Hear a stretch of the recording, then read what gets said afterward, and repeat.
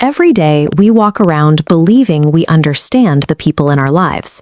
We read their expressions, listen to their stories, and think we know them. But mostly, we are just looking at a carefully constructed mask.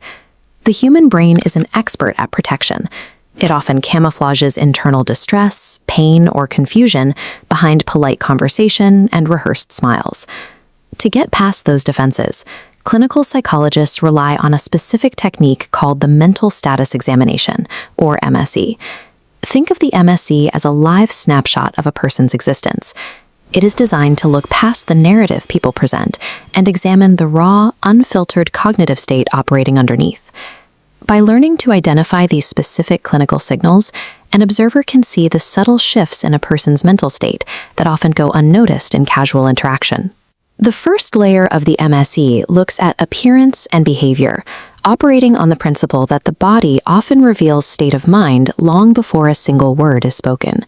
In a clinical setting, an observer notes gait and posture. For instance, consistently slumped shoulders can be a physical indicator of low self-esteem. Eye contact provides another data point. While a lack of gaze might suggest simple shyness, in some cases it can be a manifestation of internal guilt or deep-seated distraction. Once we observe the physical shell, the examination moves to the internal mechanics, what we can call the mind's cognitive engine. Here is a stable cognitive engine. The mind stays tethered to reality by two anchors, awareness of time and grounding in place. When these anchors snap, the individual loses their grip on the present, forgetting the day or their surroundings.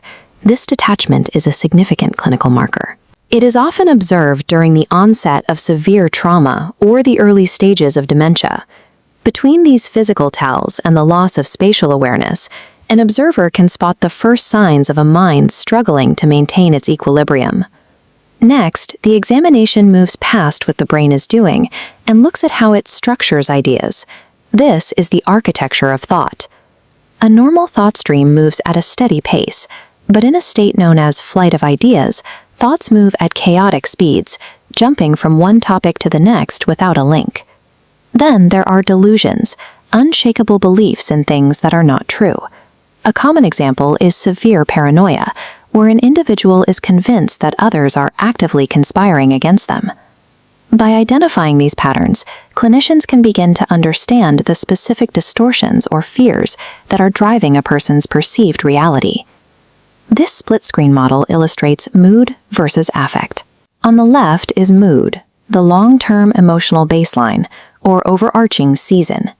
On the right is affect, the immediate emotion visible on the face, or sudden weather within that season. A clinical red flag occurs when these two don't match.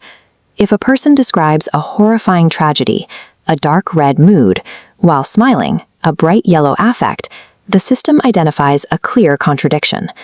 When the immediate emotional weather fails to match the overarching season, it is a strong indicator that the mind's internal balance has been compromised.